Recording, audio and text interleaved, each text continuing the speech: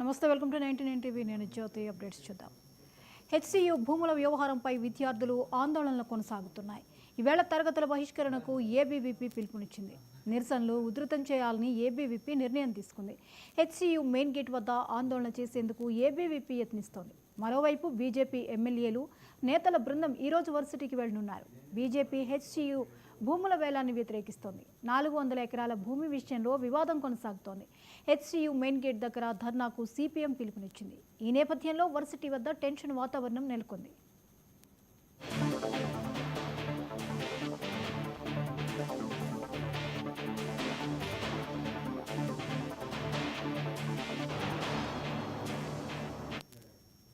హెచ్సియులో భూముల అమ్మకాన్ని విద్యార్థులు, పర్యావరణ ప్రేమికులు వ్యతిరేకిస్తున్నట్లు BJP deputy floor leader Payal Shankar తెలిపారు.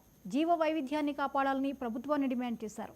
ఆందోళన చేస్తున్న విద్యార్థులపై పోలీసులు దాష్టికంగా వ్యవహరిస్తున్నారన్నారు.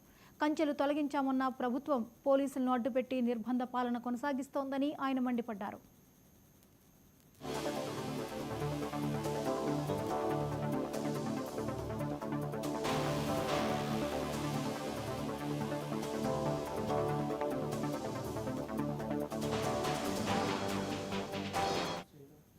మరోవైపు బీజేపీ ఎమ్మెల్యేలు హెచ్సియుకు పిలుపునిచ్చారు. దీంతో ఎమ్మెల్యే క్వార్టర్స్కు భారీగా చేరుకున్న పోలీసులు బీజేపీ నేతలను అడ్డుకున్నారు. హెచ్సియుకు అనుమతి లేదనడంతో ఇరు వర్గాల మధ్య వాగ్వాదం చోటు చేసుకుంది. దీంతో పోలీసులు బీజేపీ శ్రేణులను బలవంతంగా అరెస్టు చేశారు.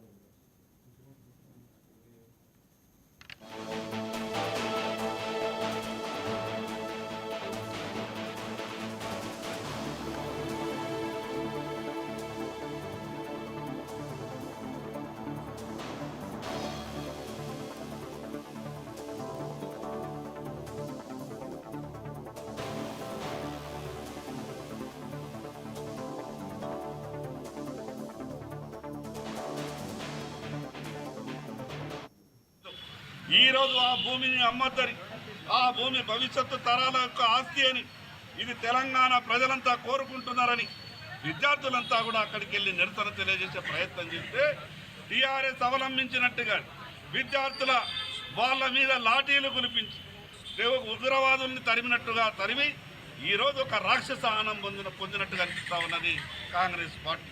అందుకే ఈ ప్రభుత్వాన్ని హెచ్చరిస్తూ ఉన్నాం. మీరు ఏదైతే ఆ భూములు అమ్ముదామని మీరు చేస్తున్నటువంటి ప్రయత్నాన్ని వెంటనే విరమించుకోండి. అవి మీరు కేసు గెలిచినంత మాత్రాన మాకు అమ్ముకునే హక్కు వచ్చిందనే విధంగా ఈ ప్రభుత్వ పెద్దలు మాట్లాడుతూ ఉన్నారు. కేసు గెలిస్తే గెలిచిన భూమి అంతా కూడా గెలిచిన కేసుల ఆస్తులన్నీ కూడా ఈ రకంగానే అమ్ముతారా? ఇది మంచి పద్ధతి కాదు. ప్రభుత్వం వెంటనే బేషరతుగా ఆ యొక్క 400 ఎకరాల భూమిని అమ్మేటటువంటి ఆలోచన ఏదైతే ఉన్నదో దాన్ని విరమించుకోవాలా.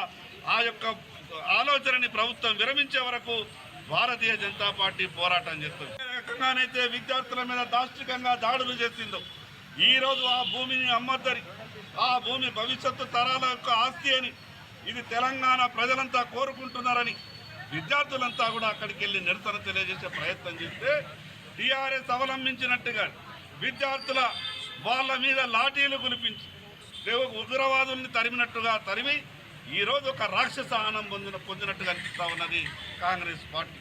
అందుకే ఈ ప్రభుత్వాన్ని హెచ్చరిస్తూ ఉన్నాం. మీరు ఏదైతే ఆ భూములు అమ్ముదామని మీరు చేస్తున్నటువంటి ప్రయత్నాన్ని వెంటనే విరమించుకోండి. అవి మీరు కేసు గెలిచినంత మాత్రాన మాకు అమ్ముకునే హక్కు వచ్చిందనే విధంగా ఈ ప్రభుత్వ పెద్దలు మాట్లాడుతూ ఉన్నారు. కేసు గెలిస్తే గెలిచిన భూమి అంతా కూడా ఈ అంశంపై మరిన్ని అప్డేట్స్ని చీఫ్ రిపోర్టర్ శ్రీనివాస్ అందిస్తారు. శ్రీనివాస్, హెచ్సియు భూముల వ్యవహారంలో ఆందోళన కొనసాగుతున్నాయి, వివరాలేంటి? Thank you Jyoti. హెచ్సియు భూముల వ్యవహారము మొదటి నుంచి కూడా అనుకున్న విధంగానే వివాదాస్పదం అయింది.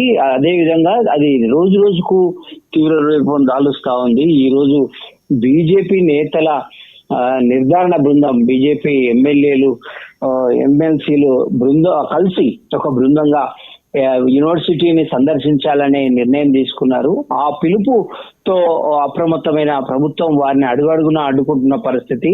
ఒకవైపు ఉపనేత శాసనసభాపక్ష నేత బీజేపీ ఎల్లెట్టి మహేశ్వర్ రెడ్డిని హౌస్ అరెస్ట్ చేస్తే హైదర్గూడ ఎమ్మెల్యే క్వార్టర్స్ వద్ద ఎమ్మెల్యేలను అరెస్ట్ చేసిన పరిస్థితి. మరోవైపు BJYM నాయకులను కూడా ఎక్కడికక్కడ అరెస్ట్ చేస్తున్నట్టు కూడా తెలుస్తా ఉంది.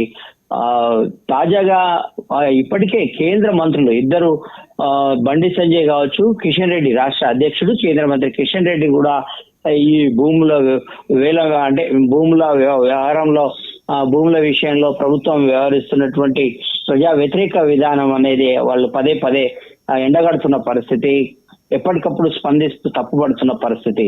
ఒకవైపు బండి సంజయ్ ఇది అటవీ భూములు, అటవీ పరిధిలో ఉన్న భూములు కాబట్టి ఇవి కేంద్ర ప్రభుత్వం అనుమతి లేకుండా అమ్ముకోవడానికి వీల్లేదు. ఆల్రెడీ దీని మీద ఒక వటా అనే ఫౌండేషన్ హైకోర్టులో పిల్ దాఖలు చేసిన పరిస్థితి. దాని మీద ఆల్రెడీ దర్యాప్తు జరుగుతున్న పరిస్థితిలో ఎలా రాష్ట్ర ప్రభుత్వం ఈ విధంగా వ్యవహరిస్తుందని ప్రశ్నిస్తా ఉంటే, విద్యార్థులపై నిర్బంధంగా నిరంకుశంగా వ్యవహరిస్తుంది రాష్ట్ర ప్రభుత్వం.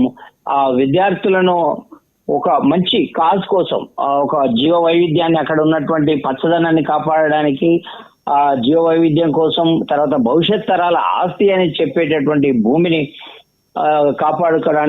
కాపాడుకోవడానికి ప్రయత్నిస్తున్న విద్యార్థులను ఆ విధంగా లాఠీ చార్జీలు చేయడము, తీవ్రంగా అణిచివేసే ప్రయత్నం చేయడాన్ని కూడా కేంద్ర మంత్రి కిషన్ రెడ్డి తప్పుపట్టిన పరిస్థితి. మరోవైపు బీఆర్ఎస్ వర్కింగ్ ప్రెసిడెంట్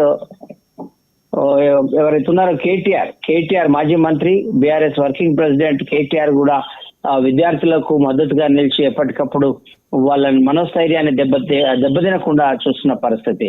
ఇవి మొత్తంగా చూసుకున్నట్లయితే అడుగడుగున ప్రభుత్వానికి వ్యతిరేకత ఎదురవుతోంది ఇక్కడ విపక్షాల నుంచి, విద్యార్థుల నుంచి. ఒకవైపు ఈ పరిస్థితి ఇలా ఉంటే, మరోవైపు ప్రభుత్వం మాత్రం తమ మార్గాన్ని సుగమం చేసుకోవడానికి ఒకటొక్కటిగా ప్రయత్నాలు చేస్తూ ఉంది. దానికి 2004లో యూనివర్సిటీకి ప్రభుత్వానికి జరిగినటువంటి వ్యవహారాల పత్రాలకు సంబంధించి బయట పెడుతూ వాళ్ళ వాదనను బలోపేతం చేసుకునే ప్రయత్నం చేస్తుండగా మరోసారి హైదరాబాద్ సెంట్రల్ యూనివర్సిటీ అధికారులు స్పందించడం జరిగింది. నిన్ననే TGIAC ప్రకటనను ఖండించిన HCU తాజాగా భూములను అప్పగించాలంటే VC ఆమోదం, వైస్ ఛాన్సలర్ ఆమోదం ఉండాలి, కానీ అక్కడ పత్రాల్లో ఎక్కడ కూడా వైస్ ఛాన్సలర్ సంతకం కానీ, వైస్ ఛాన్సలర్ అప్పగించినట్లు కానీ ఆధారాలు లేవని, అంశాన్ని లేవనెత్తున్న పరిస్థితి. కాబట్టి ఇది అడుగడుగున మొత్తం మీద ఎప్పటికప్పుడు కొత్త మలుపు తిరుగుతా ఉంది ఈ HCU భూముల వ్యవహారం. HCU అంటేనే ఒక ప్రతిష్టాత్మక విద్యా సంస్థ, జాతీయ స్థాయిలో ఈ హైదరాబాద్ సెంట్రల్ యూనివర్సిటీకి మంచి పేరుంది. అక్కడ వాతావరణం కావచ్చు, లేకపోతే అక్కడ నడుస్తున్న కరికులం యాక్టివిటీస్ కావచ్చు, విద్యా సంబంధమైన విషయాలు కావచ్చు, అక్కడ ఉన్న పర్యావరణం కావచ్చు, అక్కడ చూడడానికి ఆహ్లాదంగా ఉంటుంది. దేశవ్యాప్తంగా విద్యార్థులు వారు ఇక్కడ చదువుకోవడానికి ఎక్కువ మొగ్గు చూపుతారు. HCUను ప్రధాన గమ్యంగా ఎంచుకుంటారు. ఉన్నత విద్య కోసము హైదరాబాద్ సెంట్రల్ యూనివర్సిటీ రావడానికి ఎక్కువ మంది జాతీయ స్థాయిలో వివిధ రాష్ట్రాల విద్యార్థులు ఇక్కడ మొగ్గు చూపుతారు. గతంలో కూడా ఏదైతే వైఎస్ హయాంలో కావచ్చు, చంద్రబాబు హయాంలో కావచ్చు, ఇక్కడి స్థలాలను అమ్మే ప్రయత్నం, అంటే ప్రైవేట్ వ్యక్తులకు కట్టబెట్టే అంశాలు కావచ్చు, ప్రైవేట్ కంపెనీలకు కట్టబెట్టే ప్రయత్నాలు జరిగినప్పుడు కూడా ఇదే విధంగా పోరాటాలు వచ్చాయి. తర్వాత కేసీఆర్ హయాంలో ఉస్మానియా యూనివర్సిటీ భూములను డబుల్ బెడ్రూమ్ స్కీమ్ కు ఉపయోగించుకోవాలని ప్రయత్నం చేసినప్పుడు కూడా విద్యార్థులు అక్కడ తిరగబడడంతో అప్పటి ప్రభుత్వం కేసీఆర్ వెనక్కు దగ్గర తప్పని పరిస్థితి ఏర్పడింది. ఏకఛత్రాధిపత్యంగా వ్యవహరిస్తున్న కేసీఆర్ కే యూనివర్సిటీ, ఉస్మానియా యూనివర్సిటీ భూములను తీసుకునేందుకు అవకాశం దక్కని పరిస్థితి, విద్యార్థుల పోరాటానికి వెనుకడుగు వేయక తప్పని పరిస్థితి ఏర్పడింది. మరొకసారి అదే స్థాయిలో ఇక్కడ HCU భూముల విషయంలో కూడా విద్యార్థులు పట్టుదలతో వెనుకకు తగ్గకుండా పోరాడుతూ ఉన్నారు. ఎందుకంటే యూనివర్సిటీ భూములంటే అది ఒక సెంటిమెంట్ ఉంటుంది, ఒక భావోద్వేగమైనటువంటి బంధం ఉంటుంది విద్యార్థులకు అక్కడి భూములకు.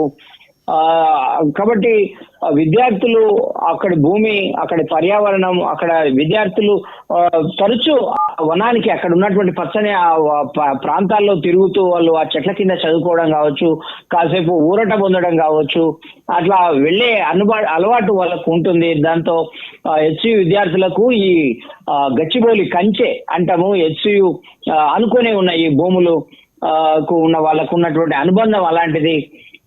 ఇప్పటికే హెచ్సియు భూములు తొలుత కేటాయించినప్పుడు చాలా ఎక్కువ భూములు ఉండే 1000 ఎకరాల్లో ఉన్న భూమిని కూడా తర్వాత ప్రభుత్వాలు కొన్ని ఇతర సంస్థలకు పోలీస్ శిక్షణ సంస్థలు కావచ్చు, ఇంకా ఫైర్ డిపార్ట్మెంట్ కావచ్చు, ఇటు గచ్చిబౌలి స్టేడియం కూడా హెచ్సియు భూములే ఉండేవి ఒకప్పుడు అని చెప్తుంటారు. చంద్రబాబు హయాంలో హెచ్సియు భూమిని కొంత తీసుకొని అక్కడ గచ్చిబౌలి స్టేడియాన్ని నిర్మించడం జరిగింది.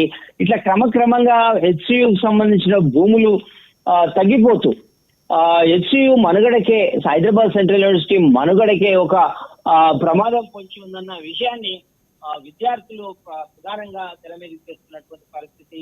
కాబట్టి ఈ భూమి అనేది కేవలం తాత్కాలిక అంశం కాకుండా భవిష్యత్ తరాలకు సంబంధించిన విషయం. యూనివర్సిటీ ఎప్పుడు తరతరాలకు మంచి విద్యను, ప్రమాణాలను అందించే సంస్థ కాబట్టి కూడా వారికి తోడు విపక్షాలు కూడా వాళ్ళ మద్దతు ఇవ్వడము అనేది ఇక్కడ జరుగుతూ వస్తుంది. కాబట్టి ఈ భూముల విషయానికి వస్తే మొత్తం మీద ఒక రకంగా చెప్పాలంటే పౌర సమాజం కూడా ప్రభుత్వ తీరును వ్యతిరేకిస్తున్న పరిస్థితి. ఇప్పటికే మావోయిస్ట్ నేత జగన్ లేఖ విడుదల చేసింది మనకు తెలిసిందే.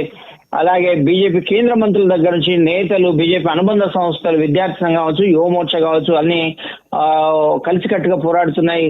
అదే స్థాయిలో వామపక్ష పార్టీలు, వామపక్ష విద్యార్థి సంఘాలు, యువజన సంఘాలు కూడా ఈ విద్యార్థుల పోరాటానికి మద్దతుగా నిలుస్తున్న పరిస్థితి. మొత్తం మీద ఈ రాష్ట్రంలోనే ఒక హాట్ టాపిక్ గా మారిన పరిస్థితి మనకు కనబడతా ఉంది. జ్యోతి, రైట్, థ్యాంక్ యూ శ్రీనివాస్.